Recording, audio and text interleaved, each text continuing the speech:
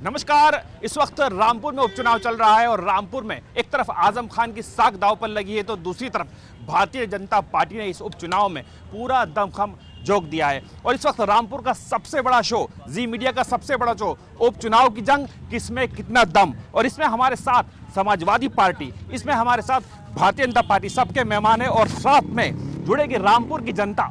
रामपुर की जनता जो वोट करेगी, रामपुर की जनता जो अपना एमएलए चुनेगी। तो सबसे पहले अपने मेहमानों से मुलाकात करा दें। यहाँ पर बीजेपी से फसाद अली शानू और समाजवादी पार्टी से बाबू खान मौजूद हैं। यहाँ पर सबसे पहले बात करेंगे शानू साहब, रामपुर का चुनाव है, किस तरफ जा रहा है? आप भी तो नज़र रख रहे हैं, चुनाव भारतीय जनता पार्टी का कमल हर घर में, हर बूथ पर खिलने जा रहा है, क्योंकि रामपुर के लोगों ने ये तय कर लिया है कि कुदरत ने उनको मौका दिया है सरकार का हिस्सा बनने का। एक विधायक के बन जाने से या नहीं बन जाने से भारतीय जनता पार्टी की सरकार गिरने या बनने नहीं जा रही है। भारतीय जनता पार्टी की सरकार 4.5 साल तक रहेगी और जो भारतीय जनता पार्टी की कार्य योजना है, जो कार्यशैली है, हर वर्ग के लिए बिना भेदभाव के जो काम किया है, सबका साथ सबका विकास और सबको विश्वास में लेकर जो काम किया है, तो ऐसा लगता है कि मुझे तो ऐसा लगता है और आपको भी लगता होगा 50 सालों तक भारतीय जनता पार्टी की सरकार रहेगी। तो हमें तो कुदरत ने ही मौका दिया है कि हम सरकार का हिस्सा बने, तो इस मौके को कोई नहीं छोड़ेगा, क्योंकि लम्हों की गलतियों की सजा सदियां पाती हैं। कह रहे हैं कुदरत ने मौका दिया है। भाई साहब, समाजवादी पार्टी कहाँ खड़ी है? देखिए, जहाँ तक बीजेपी की बात है, बीजेपी की उत्तर प्रदेश सरकार और केंद्र सरकार में बहुत ज़्यादा हिंदुस्तान के अंदर महंगाई बढ़ी है।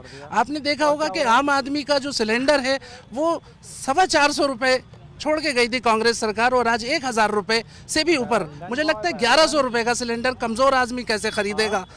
और आप देखेंगे कि मोदी जी और योगी जी की संयुक्त सरकार ने जो राशन वितरण किया है उसमें उन्होंने, माननीय योगी आदित्यनाथ जी ने भी और रेस्पेक्टेड प्रधानमंत्री जी ने भी उसमें फोटो लगाया गया है। मैं ये चाहता हूँ, उससे दिक्कत क्या है? लाभ तो पहुंच रहा है। हम तो ये चाहते हैं कि जब वो 1100 रुपये का सिलेंडर बेचा जा रहा है आज कमजोर जनता को, तो उस पर भी माननीयों का जो है वो चस्पा फोटो होना चाहिए। आपकी मांग है। बात कर लेते चुनाव की। तेल जो था, आज खाने का तेल 200 रुपए किलो हो गया है, जबकि केंद्र सरकार जब छोड़कर गई थी तो वो केवल 70 रुपए किलो था। इसी तरह से और बहुत सारी महंगाई, अच्छा महंगाई की बात कर रहे हैं। ये सारी चीजें जो हैं वो बीजेपी के डिमोशन की निशानी है। आज देखिए आप बिहार के अंदर वहाँ सत्ता परिवर्तन। रामपुर की बात करिए, रामपुर की बात करिए। रामपुर में भी मुझे लगता है कि विकास पर ही सोच करके जो है वोट देगी। यहाँ हिंदू मुस्लिम कुछ नहीं है, सेकुलरिज्म का इलेक्शन है। समाजवादी पार्टी कहाँ खड़ी है? जी, मेरे हिसाब से कम 60 से 70 हजार वोटों से इंशाल्लाह जीत हासिल करेगी। भाई, इनका दावा है कि 60 से 70 हजार वोटों से दावा जीत का। अब मैं इसमें क्या कह सकता हूँ, मुगरी लाल को हसीन साहब ने दिखाई देते हैं। वो हर तकरीर में इनके जो स्थानीय नेता हैं वो कह रहे हैं कि मेरे पास वक्त नहीं है, मैं जेल जा रहा हूं। मैं उनसे पूछना चाहता हूं कि फिर रामपुर की जनता को किसके भरोसे छोड़ के जा रहे हैं? क्यों दे समाजवादी पार्टी के वोट? आपने जिन कैंडिडेट को खड़ा किया है, अभी कुछ दिन पहले आपने उपचुनाव में खड़ा किया था, उपचुनाव हारने के बाद वो किसी एक घर में गए, किसी एक की समस्या सुनी है? वो तो रामपुर छोड़ कर दिल्ली चले गए थे। आपने लिया, उनको चुनाव में लड़ा दिया। क्या वो लोगों की बात उठा पाएंगे? जो लोगों से, जो उनकी अपनी बिरादरी है, उनसे भी वो सलाम दुआ नहीं करते हो। आप वहाँ पर टेस्ट करें, मिलें, पूछें लोगों से, आपको अंदाज़ा हो जाएगा। अब रही बात भारतीय जनता पार्टी की, तो भारतीय जनता पार्टी की 4.5 साल की सरकार है और भारतीय जनता पार्टी के नेता आकाश सक्सेना हनी साहब, जो हमारे होने वाले विधायक हैं और होने वाले इंशाल्लाह मंत्री हैं, उन्होंने इलेक्शन जिस दिन नामोनेशन करा उसके अगले दिन ही बीके मोदी साहब से मुलाकात की और उनसे ये वायदा लिया है कि रामपुर में वो मोदी फैक्ट्री को दोबारा शुरू कराएंगे। इसके अलावा औद्योगिक नगरी बनाने का उन्होंने प्रण लिया है। उद्योग लगेगा। भाई साहब देखिए, आपकी बात का जवाब दे दिया कि रामपुर औद्योगिक नगरी लगेगी, रोजगार लगेगा।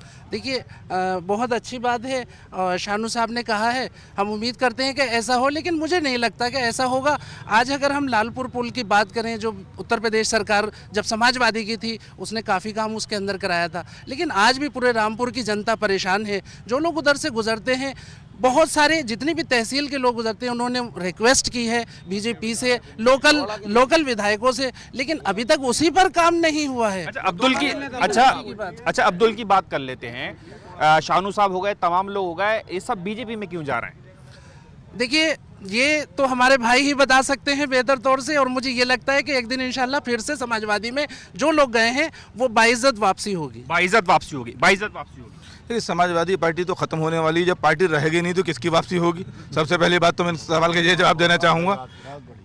भारतीय जनता पार्टी में सरकार के साथ इसलिए इस अब्दुल ने फैसला किया है क्योंकि अब्दुल अब सम्मान पाना चाहता है, और मैंने और भारतीय जनता पार्टी ने अब्दुल की आज समाज में, राजनीतिक दलों में वो हैसियत और वो अहमियत बना दी है कि अब अब्दुल से समाजवादी और कांग्रेस भी दरी नहीं बिछवाएंगे। और सुनिए, इनके नेताजी ने कहा अभी एक भाषण में कि अब्दुल पोछा लगाएगा। पहले दरियां बिछवाते थे, अब अब्दुल से पोछा लगवाना चाहते हैं। तो मैं उनसे कहना चाहूँगा कि अब्दुल ना अब दरी बिछाएगा, ना अब्दुल पोछा लगाएगा, बल्कि अब्दुल विकास का हिस्सा बनेगा और अब्दुल सम्मान पाएगा। अब्दुल पोछा नहीं लगाएगा। आजम खान साहब ने एक बयान दिया कि अब अब्दुल पोछा लगाएगा, दरी नहीं बिछाएगा, एक पोछा लगाएगा।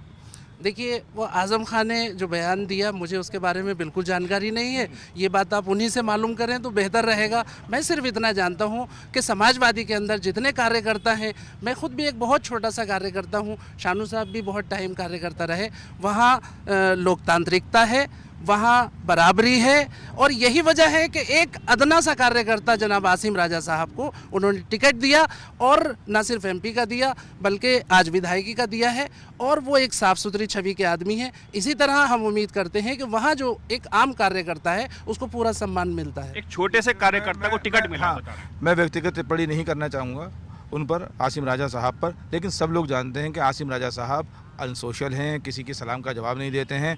बार बार मैंने कहा कि लोकसभा चुनाव हारने के बाद एक भी व्यक्ति से, अपने जो वोटर से, जिन लोगों ने उनको वोट दिया या जो कार्यकर्ताओं ने उनको चुनाव लड़ाया, उनकी तकलीफ नहीं पूछी, उनका दर्द नहीं पूछा। और मैं इनसे कहना चाहूँगा कि बार बार आसिम राजा ही क्यों? अगर आपने लोकसभा कैंडिडेट आसिम राजा साहब को बनाया था तो अब विधानसभा में किसी और को बनाना चाहिए था। इस अब्दुल को क्यों नहीं बनाया?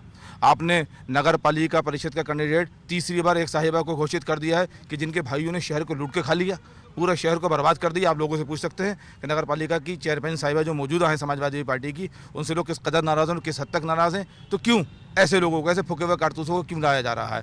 भाई आरोप लगा रहे हैं कि समाजवादी पार्टी से जो इस वक्त नगर पालिका चेयरमैन है उनके ऊपर कई आरोप लगाए हैं, इसका क्या जवाब देंगे? देखिए, एक बात हमारे भाई ने ये कही कि परिवार के अंदर ही टिकट दिया जा रहा है, लेकिन मैं बताना चाहूँगा आपके माध्यम से कि रामपुर डिस्ट्रिक्ट के अंदर अगर हम बात करें तो, अगर शबाद की बात करें तो वहाँ उनके परिवार का कोई नहीं है। एक हिंदू भाई जो बहुत ही सामाजिक और सोशल वर्कर है जनाब विजय सिंह साहब हैं।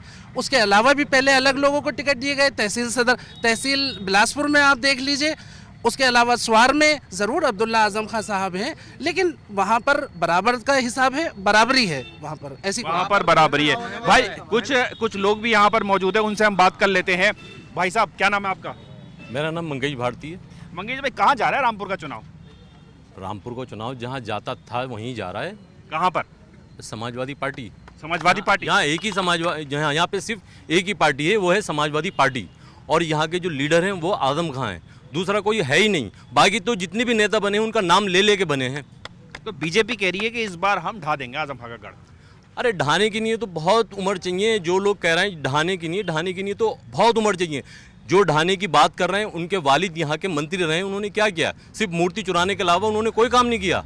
उन्होंने मंदिरों की मूर्ति चुराई और अपना नाम रोशन किया है, इसके अलावा कुछ नहीं किया उन्होंने। भाई साहब आरोप लगा रहे हैं, क्या जवाब देंगे आप? देखिए, ये जिन साहब से आप बात करें, लगातार अभद्र टिप्पणियाँ कर रहे हैं सोशल मीडिया पर, हमारे खिलाफ बना के मीम्स डाल रहे हैं। अगर भारत जनता, और मैं दूसरी बात यह कहना चाहूँगा इनसे, सबसे पहले इनसे कि ज़बानी की वजह से चुनाव हो रहा है। ज़बान गुलाब जामुन खिलाती है और ज़बान डंडे भी खिलाती है। ज़बान जो है वो अच्छी जो है इस्तेमाल करना चाहिए, किसी के ऊपर व्यक्तिगत कटाक्ष नहीं करना चाहिए। सर ऐसा है, हमारी ज़ुबान में मिठास नहीं है, ना हमारे अंदर मिठास है, कड़वाहट है। तो कड़वाहट हमेशा इंसान को फ़ायदा देती है, नुकसान नहीं देती, और मिठास हमेशा नुकसान देती है। अच्छा, तो आप साफ बात करते हैं। ये बताइए कि आज़म खान साहब ने ये कहा है कि 47 साल आधी सदी उन्होंने रामपुर की खिदमत की, रोड बनाए, सारी चीज़ विकास की, यूनिवर्सिटी बनाए। रामपुर के लोग कहते हैं कि रोज़गार नहीं है रामपुर में। सब रोज़गार क्या, जो रोज़गार आज़म खान क्या देंगे? आज़म खान ने रामपुर की नहीं, देखिए यहाँ पे पानी को आदमी बूंद बूंद को तरसता था, उन्होंने पानी की व्यवस्था करवाई। यहाँ पे पूरी रातें सड़क पे बैठ के रामपुर की आवाम ने काटी, उन्होंने लाइट की व्यवस्था करवाई, चौड़ीकरण करवाया, सड़कों का गेट बनवाया, समझे? सब कुछ तो करवाया यहाँ पे, और क्या करवाएंगे? सब कुछ करवाया। भाई कुछ सवाल और ले लेते, क्या नाम है आपका? मेरा नाम एहतिशाम सहरी है और मैं कोई सियासी आदमी नहीं हूँ, लेकिन मैं भाई का सबसे बड़ा जवाब ये देना चाहता हूँ। ये विकास की बात कर रहे हैं। आज ही के अखबार में, हिंदुस्तान अखबार में आया कि रामपुर नगर पालिका के ऊपर 11 से 12 करोड़ रुपए का कर्जा है, और मैं शायद कम बता रहा हूँ, और जिसकी किस्त कट रही है, और उसकी किस्त कटने के बाद वहाँ के जो वर्कर हैं उनकी तनख्वाहें कट रही हैं। ये विकास का ढोंग है। ये विकास हुआ है, लेकिन कर्जा रामपुर नगर पालिका भाई कह रहे हैं विकास का ढोंग है जी, ये क्या कहेंगे? मैं एक सवाल करना चाहता हूँ। सवाल ये है कि पिछली बार सरकार सपा की थी या भाजपा की थी? सब जानते हैं भाजपा की थी। ये कह रहे हैं कि इंडस्ट्रीज लगेगी, कि मोदी इंडस्ट्री लगाएंगे, बीके मोदी से मिले। पिछले 5 सालों में कौन सी एक इंडस्ट्री लगा दी है, उसका मुझे नाम बता दें। और मैं जाहिर से भाजपा को खुला चैलेंज कर रहा हूँ कि अगर वो सरकार है, सरकार केंद्र में भी है, यूपी में भी है, आप इतने अच्छे हैं, तो मैं चैलेंज कर रहा हूँ कि अगले साल रामपुर के सारे जो भी यूपी बोर्ड के स्कूल हैं सबको सीबीएसई से एफिलिएटेड करके सरकारी कर दीजिए। अगर आप वाकई में विकास करना चाहते हैं, दम है आज में, मैं चैलेंज कर रहा हूँ पूरी सरकार को, सेंट्रल को भी, स्टेट को भी, कि रामपुर के सारे स्कूल सीबीएसई से एफिलिएटेड करके सरकारी कर दीजिए। यूपी बोर्ड ने तो बड़े बड़े अधिकारी दिए हैं, बड़े बड़े नेता दिए हैं, मंत्री दिए हैं, उस पर क्यों भरोसा नहीं आपको? जी, आज लोगों की टेंडेंसी यह है कि सीबीएसई में पढ़ाएंगे, ये टेंडेंसी हो गई है। अच्छा, आप ये सोचते हैं? हाँ, जो लोग सोचते हैं, मैं नहीं, सभी लोग सोचते हैं। तो अगर टेंडेंसी हो गई है तो क्यों ना सरकारी स्कूलों को भी सीबीएसई से एफिलिएटेड कर दें।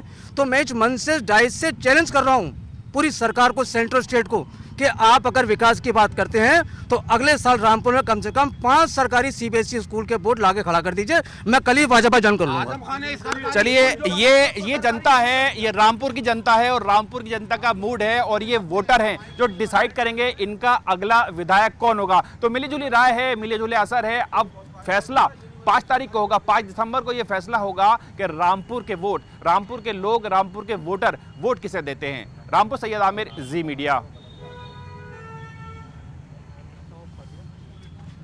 रामपुर